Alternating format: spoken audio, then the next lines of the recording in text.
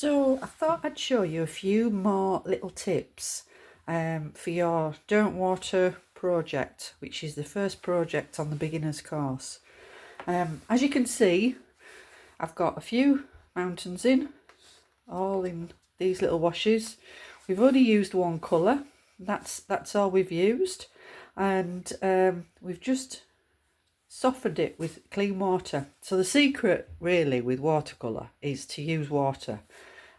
And if you use plenty of water, you get some gorgeous effects that just are, I find, just shout watercolour. So my paper is bone dry. What I do tend to do, I do sometimes dry it with a dryer, but the majority of the time I let the paint dry. And if you let the paint dry, you just get some really nice effects. If you speed it up with a hairdryer, the paint for me seems to just look a little bit flatter. So what you can do, you might not know this, you might do, is you can rub out your pencil marks. And if you've got a little bit that you think, do you know, I don't want to put that in there, but I've got a pencil mark, you can very often rub it out. So let's just see. I've just got a little rubber here. So I'm just going to rub these out, which I've already done. And you just can start to see. So I just want to get rid of those bits because the bits are horrible. So what I want to do is I want to get rid of this line here. So I'm just going to rub it out because I like that little bit of mist that is behind. And if I put the paint there, it's going to get too much. So I want to leave areas which have got this lovely mist. So that's the mist gone. The pencil mark's gone. So I'm thinking that. I think it's all right. I also, I put some masking tape along here just so I get a nice edge. And I did that before I started painting. So I just put some masking tape along there and left it. What I'm going to do next, I want to show you a little bit how much water sometimes to use in your mixes and with the softening, and just to show you how to get the paints to move. So I've got some clean water, and that's another thing.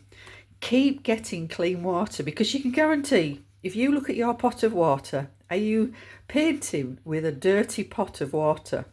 Which, if you are, you're going to have dirty watercolours. And while I'm looking here, I'm actually just going to get rid of this little line here along there. And then I can decide where I want the trees to be. Right, so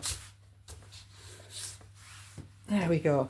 Right, I'm going to soften with some clean water using a round brush. And I'm just softening just down here with clean water.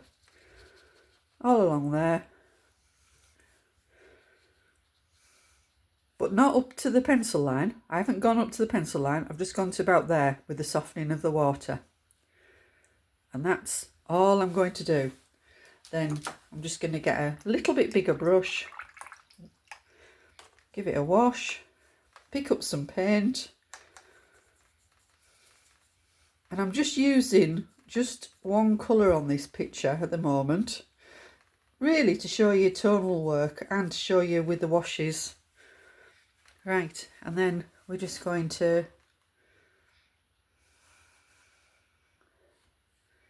just go into, and it's just catching into this bottom little section just a little bit.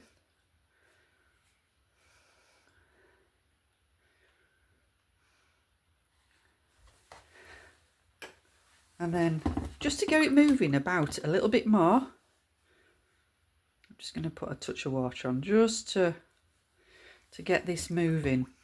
And move your paper, move your board about. It's a puddle. We're painting nearly with a puddle.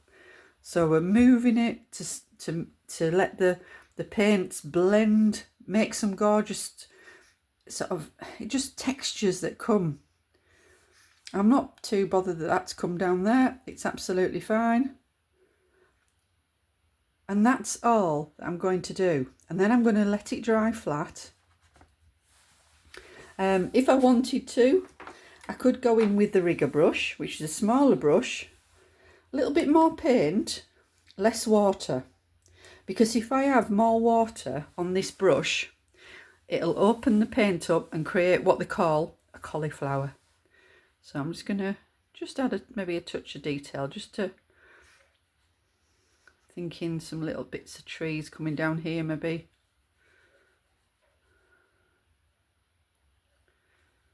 Doesn't want much, just a little bit.